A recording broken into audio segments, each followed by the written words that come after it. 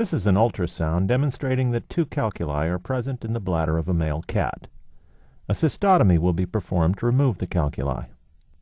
An incision for a cystotomy begins at the pubis and extends cranially. The pubis can be palpated as a flat shelf of bone. The skin is stabilized with one hand, while the other hand cuts the skin with a scalpel. The midline is exposed by cutting through the subcutaneous fat with scissors. The fascia is grasped with a thumb forceps, and a scalpel blade is used to make a stab incision. The blade faces upwards to avoid incising the bladder underneath. The incision in the linea is extended using Mayo scissors. The median ligament of the bladder is attached to the ventral midline. It can be used to locate the bladder. If the bladder is full, the urine is removed. The urine sample can be submitted for urinalysis and culture if this has not been previously done. Using the median ligament, gently exteriorize the bladder. This ligament may be cut or torn to help exteriorize the bladder. Surround the bladder with laparotomy sponges to reduce the urine contamination of the abdomen. Make a stab incision in the avascular area of the bladder. Remove the rest of the urine and extend the incision using scissors, taking care to avoid the ureters. The ventral midline is routinely used for bladder incisions. Place stay sutures on either side of the incision to allow atraumatic manipulation of the bladder. Carefully examine the bladder mucosa and palpate for calculi. It is important to remove every stone. Smaller stones may enter the urethra and may be difficult to retrieve. A catheter is passed and lodges against a calculus. The calculus is in the urethra. Attempts to retrieve the calculus have failed, so the incision is temporarily closed. The patient is scrubbed and redraped to include the penis and urethra.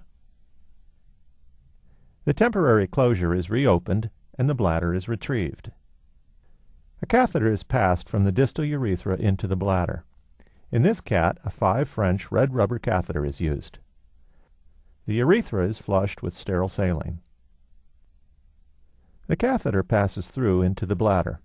The surgeon then carefully palpates the bladder to retrieve the calculus. The catheter is moved back and forth to feel any grating of the catheter against any calculi still remaining in the urethra. Once again, the urethra is flushed to remove the calculi. The calculi are retrieved using hemostats. In larger animals, a gallbladder spoon may also be used. The 2 small calculi have been retrieved. The sizes match those seen on the ultrasound. The stones will be submitted for analysis. The bladder wall is closed with a double inverting pattern using synthetic monofilament absorbable suture.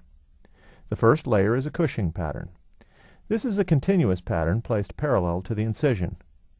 Care is taken not to penetrate the mucosa. The submucosa is the holding layer and must be penetrated.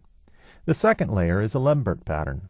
This is a continuous pattern placed perpendicular to the incision.